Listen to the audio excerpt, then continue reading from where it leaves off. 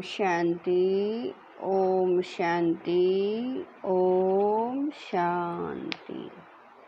17/7/24 प्रातः मुरली। ओम शांति। बाप दादा मधुबन। मीठे बच्चे, इस शरीर को न देख आत्मा को देखो। अपने को आत्मा समझ आत्मा से बात करो। इस अवस्था को जमाना है, यही ऊंची मंजिल है।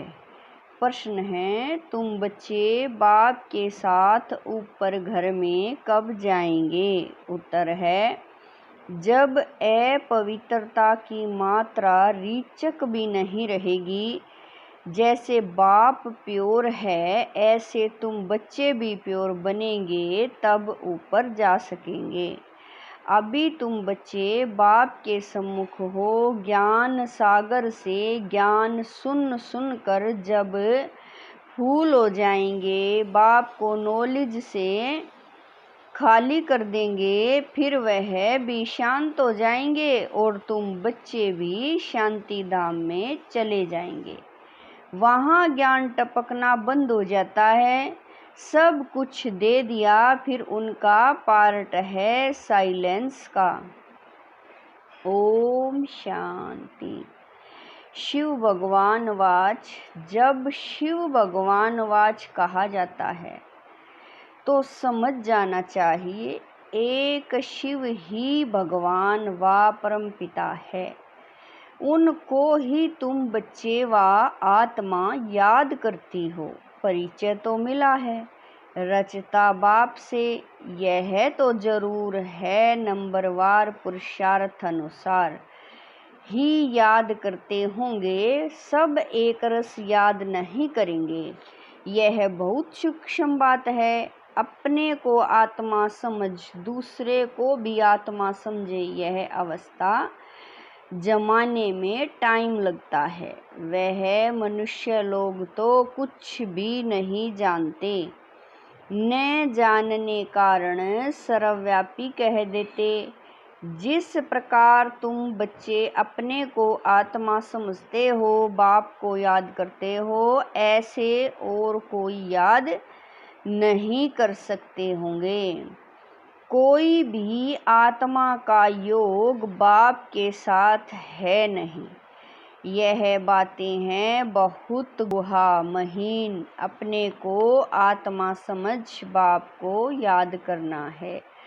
कहते भी हैं हम भाई भाई हैं, तो आत्मा को ही देखना चाहिए, शरीर को नहीं देखना चाहिए। यह बहुत बड़ी मंजिल है।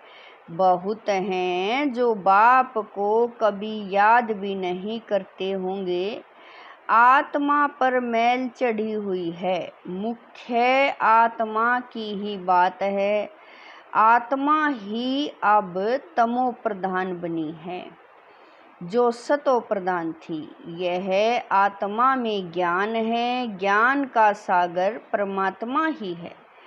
तुम अपने को ज्ञान सागर नहीं कहेंगे। तुम जानते हो हमको बाबा से पूरा ही ज्ञान लेना है। वह अपने पास रख कर क्या करेंगे? अविनाशी ज्ञान रत्नों का धन तो बच्चों को देना ही है। बच्चे नंबरवार पुरुषार्थ अनुसार उठाने वाले हैं। जो जास्ती उठाते हैं वही अच्छी सर्विस कर सकते हैं। बाप को ज्ञान सागर कहा जाता है। वह भी आत्मा, तुम भी आत्माएं, तुम आत्माएं सारा ज्ञान ले लेती हो। जैसे वह एवर प्योर है, तुम भी एवर प्योर बनेंगे। फिर जब अपवित्रता की रीचक भी नहीं रहेगी, तब ऊपर चले जाएंगे।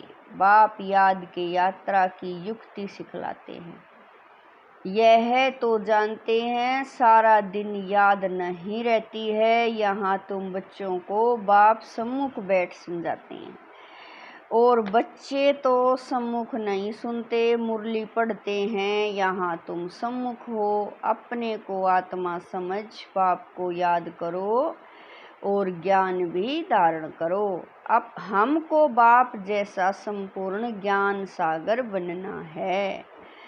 फुल नॉलेज समझ जाएंगे तो जैसे कि बाप को नॉलेज से खाली कर देंगे, फिर वह शांत हो जाएंगे। ऐसे नहीं, उनके अंदर ज्ञान टपकता होगा, सब कुछ दे दिया, फिर उनका पार्ट रहा साइलेंस का। जैसे तुम साइलेंस में रहेंगे तो ज्ञान थोड़ा ही टपकेगा। यह भी बाप ने समझाया है।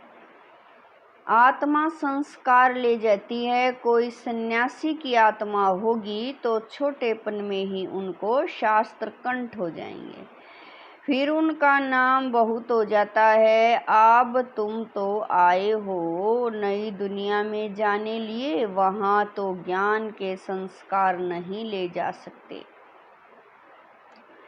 बाबा कह रहे हैं वहाँ तो ज्ञान के संस्कार नहीं ले आ सकते, यह संस्कार मर्ज हो जाते हैं। बाकी आत्मा को अपनी सीट लेनी है नंबरवार पुरुषार्थ अनुसार। फिर तुम्हारे शरीरों पर नाम पड़ते हैं। शिव बाबा तो है ही निराकार, कहते हैं मैं इन ऑर्गन्स का लोन लेता हूँ। वह तो सिर्फ सुनाते ही आते हैं, वह कोई का ज्ञान सुनेंगे नहीं, क्योंकि स्वयं ज्ञान का सागर है ना। सिर्फ मुख द्वारा ही वह मुख्य काम करते हैं, आते ही हैं सबको रास्ता बताने। बाकी सुनकर क्या करेंगे, वह सदैव सुनाते ही रहते हैं कि ऐसे ऐसे करो, सारे झाड़ का राज सुनाते हैं। तुम बच्चों की बुद्धि में है कि नई दुनिया तो बहुत छोटी होगी, यह पुरानी दुनिया तो कितनी बड़ी है। सारी दुनिया में कितनी लाइट जलती हैं, लाइट द्वारा क्या क्या होता है। वहाँ तो दुनिया भी छोटी, लाइट भी थोड़ी होगी। जैसे एक छोटा सा गांव होगा अभी, तो कितने बड़े बड़े गांव हैं, वहाँ इतने नहीं होंगे, थोड़े मुख्य मुख्य अच्छे रास्ते होंगे। 5 तत्व भी वहाँ सतो प्रधान बन जाते हैं, कभी चंचलता नहीं करते, सुख धाम कहा जाता है। उसका नाम ही है हेवन। आगे चलकर तुम जितना नज़दीक आते रहेंगे उतना वृद्धि को पाते रहेंगे। बाप भी साक्षात्कार कराते रहेंगे। फिर उस समय लड़ाई में भी लश्कर की अवस्था अथवा बाबा कह रहे हैं, फिर उस समय लड़ाई में भी लश्कर की अथवा एरोप्लेन आदि की दरकार नहीं रहेगी। वह तो कहते हम यहाँ बैठे सब को ख़त्म कर सकते हैं, फिर यह एरोप्लेन आदि थोड़े ही काम में आएंगे। फिर यह चंद्रमा आदि में प्लाट आदि देखने भी नहीं जाएंगे। यह सब फालतू साइंस का घमंड है। कितना शो कर रहे हैं, ज्ञान में कितनी साइलेंस है। इसको ईश्वरीय दात भाव करें, इसको ईश्वरीय देन कहते हैं। साइंस में तो हंगामा ही हंगामा है, वह शांति को जानते ही नहीं। तुम समझते हो विश्व में शांति तो नई दुनिया में थी, वह है सुख धाम। अभी तो दुख अशांति है, यह भी समझाना है। तुम शांति चाहते हो, कभी अशांति हो नहीं सकती, वह तो है शांति धाम और सुख धाम में। स्वर्ग तो सब चाहते हैं, भारतवासी ही वैकुंठ स्वर्ग को याद करते हैं, और धर्म वाले वैकुंठ को याद नहीं करते, वह सिर्फ शांति को याद करेंगे। सुख को तो याद कर न सके, ला नहीं कहता, सुख को तो तुम भी याद करते हो। बाबा कह रहे हैं सुख को तो तुम भी याद करते हो, इसीलिए पुकारते हो हमें दुख से लिबरेट करो। आत्माएं असूल शांति धाम में रहने वाली हैं, यह भी कोई जानते थोड़ा ही है। बाप समझाते हैं तुम बेसमझ थे। कब से बेसमझ बने? 16 कला से। 12, 14 कला बनते जाते, माना बेसमझ बनते जाते, अभी कोई कला नहीं रही है। कॉन्फ्रेंस करते रहते हैं, स्त्रियों को दुख क्यों है? अरे दुख तो सारी दुनिया में है, अथाह दुख है। अब विश्व में शांति कैसे हो? अब तो ढेर के ढेर धर्म है, सारे विश्व में शांति तो अब हो न सके। सुख को तो जानते ही नहीं, तुम बच्चियां बैठ समझाएंगी। इस दुनिया में अनेक प्रकार के दुख हैं, अशांति है। जहाँ से हम आत्माएं आई हैं वह है शांति धाम, और जहाँ यह आदि सनातन देवी देवता धर्म था वह था सुख धाम। आदि सनातन हिंदू धर्म नहीं कहेंगे, आदि माना प्राचीन, वह तो सतयुग में था। उस समय सब पवित्र थे, वह है ही निर्विकारी दुनिया। विकार का नाम नहीं, फर्क है ना। पहले पहले तो निर्विकारी बना चाहिए ना। इसीलिए बाप कहते हैं, मीठे मीठे बच्चों काम पर जीत पहनो, अपने को आत्मा समझो। अभी आत्मा अपवित्र है, आत्मा में खाद पड़ी है, तब जेवर भी ऐसे बने हैं। आत्मा पवित्र तो जेवर भी पवित्र होगा। उनको ही वॉइसलेस वर्ड कहा जाता है। बड़े का मिसाल भी तुम दे सकते हो, बाबा कह रहे हैं बड़ का मिसाल भी तुम दे सकते हो। सारा झाड़ खड़ा है, फाउंडेशन है नहीं, यह आदि सनातन देवी देवता धर्म है नहीं, और सब खड़े हैं, सब अपवित्र हैं। इनको कहा जाता है मनुष्य, वह है देवताएं। मैं मनुष्य को देवता बनाने आया हूँ। 84 जन्म भी मनुष्य लेते हैं। सीढ़ी दिखानी है कि तमो प्रधान बनते हैं तो हिंदू कह देते हैं, देवता कह न सके क्योंकि पतित है। ड्रामा में यह है राज है ना, नहीं तो हिंदू धर्म कोई है नहीं। आदि सनातन हम ही देवी देवता थे, भारत भी पवित्र था, अब अपवित्र है तो अपने को हिंदू कहलाते हैं। हिंदू धर्म को बाबा कह रहे हैं, हिंदू धर्म तो कोई ने स्थापन किया नहीं है। यह बच्चों को अच्छी रीति धारण कर समझाना है। आजकल तो इतना टाइम भी नहीं देते, कम से कम आधा घंटा दें तब पॉइंट सुनाई जाए। पॉइंट तो ढेर हैं, फिर उनसे मुख्य मुख्य सुनाई जाती है। पढ़ाई में भी जैसे जैसे पढ़ते जाते हैं तो फिर हल्की पढ़ाई अलफ बे आदि थोड़ा ही याद रहती है, वह भूल जाती है। तुमको भी कहेंगे अभी तुम्हारा ज्ञान बदल गया है। अरे पढ़ाई में ऊपर चढ़ते जाते हैं तो पहली पढ़ाई भूलती जाती है ना। बाप भी हमको नित्य नई नई बातें सुनाते हैं। पहले हल्की पढ़ाई थी, अब बाप गुहा गुहा बातें सुनाते रहते हैं। ज्ञान का सागर है ना, सुनाते सुनाते फिर पिछाड़ी में 2 अक्षर कह देते। अलफ को समझा तो भी काफ़ी है, अलफ को जानने से बे को जान ही लेंगे। इतना सिर्फ समझाओ तो भी ठीक है। जो जास्ती ज्ञान नहीं धारण कर सकते वह ऊंच पद भी पा नहीं सकते। पास विदोनर हो न सके, कर्मातीत अवस्था को पा न सके। इसमें बड़ी मेहनत चाहिए, याद की भी मेहनत है, ज्ञान धारण करने की भी मेहनत है।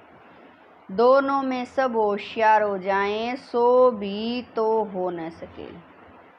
राजधानी स्थापन हो रही है, सब नर से नारायण कैसे बनेंगे? इस गीता पाठशाला की एम ऑब्जेक्ट तो यह है, वही गीता ज्ञान है। वह भी कौन देते हैं? यह तो सिवाय तुम्हारे कोई जानते ही नहीं। अभी है कब्रिस्तान, फिर परिस्तान होने का है। अभी तुम्हें ज्ञान चिता पर बैठ पुजारी से पूज्य जरूर बनना है। साइंस वाले भी कितने होशियार होते जाते हैं, इन्वेंशन निकालते रहते हैं। भारतवासी हर बात का अकल वहाँ से सीख कर आते हैं, वह भी पिछाड़ी में आएंगे तो इतना ज्ञान उठाएंगे नहीं। फिर वहाँ भी आकर यही इंजीनियरिंग आदि का काम करेंगे। राजा रानी तो बन न सके, राजा रानी के आगे सर्विस में रहेंगे, ऐसी ऐसी इन्वेंशन निकालते रहेंगे। राजा रानी बनते ही हैं सुख के लिए, वहाँ तो सब सुख मिल जाने हैं, तो बच्चों को पुरुषार्थ पूरा करना चाहिए। फुल पास होकर कर्मातीत अवस्था को पाना है, जल्दी जाने का ख्याल नहीं आना चाहिए। अभी तुम हो ईश्वरीय संतान, बाप पढ़ा रहे हैं, यह मिशन है मनुष्यों को चेंज करने की, जैसे बौद्धियों की, क्रिश्चियन की मिशन होती है ना। कृष्ण और क्रिश्चियन की भी रस्म मिलती है, उन्हों के लेन देन का भी बहुत कनेक्शन है। जो इतनी मदद करते हैं उनकी भाषा आदि छोड़ देना, यह भी एक इंसल्ट है। वह तो आते ही पीछे हैं, न बहुत सुख न बहुत दुख उठाते। सारी इन्वेंशन वे लोग निकालते हैं, यहाँ भला कोशिश करते हैं, परंतु एक्यूरेट कभी बना नहीं सकेंगे। विलायत की भी चीज़ अच्छी होती है, ऑनेस्टी से मनाते हैं, यहाँ तो डिसऑनेस्टी से मनाते हैं। अथाह दुख है, सबके दुख दूर करने वाला एक बाप के सिवाय और कोई मनुष्य हो न सके। भले कितने भी कॉन्फ्रेंस करते हैं, विश्व में शांति हो, धक्का खाते रहते हैं। सिर्फ माताओं के दुख की बात नहीं, यहाँ तो अनेक प्रकार के दुख हैं। सारी दुनिया में झगड़े मारामारी की ही बात है, पाई पैसे की बात पर मारामारी कर देते हैं।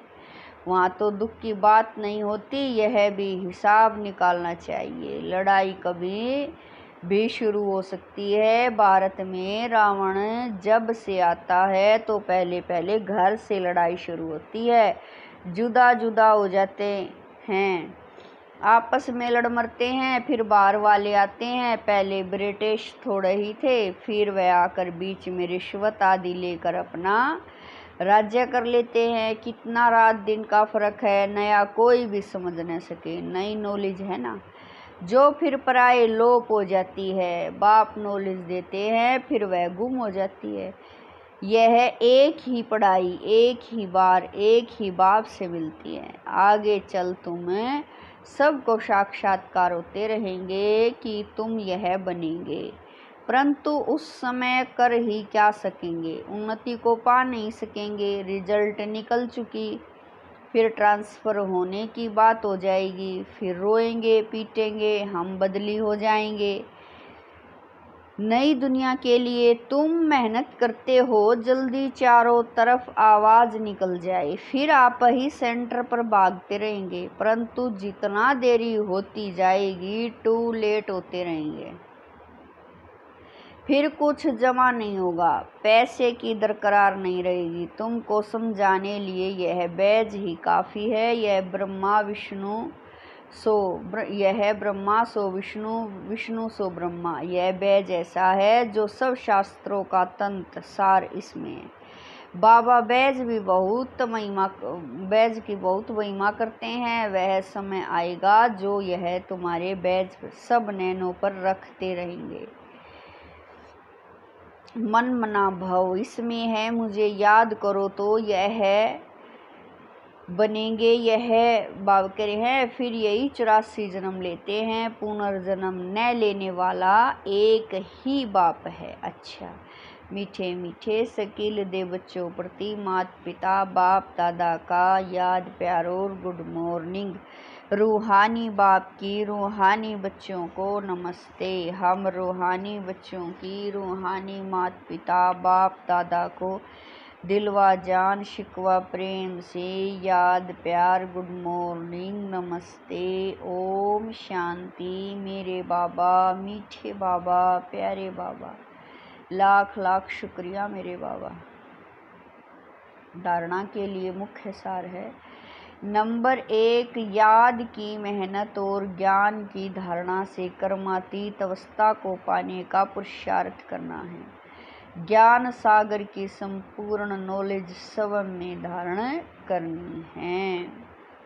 नंबर 2, आत्मा में जो खाद पड़ी है उसे निकाल संपूर्ण वाइसलेस बनना है। ऋचक मात्र भी पवित्रता का अंश न रहे। हम आत्मा भाई भाई हैं, यह अभ्यास करना है। वरदान है, समय और संकल्प रूपी खजाने पर अटेंशन दे। जमा का खाता बढ़ाने वाले पद्मा पदम पति भवै।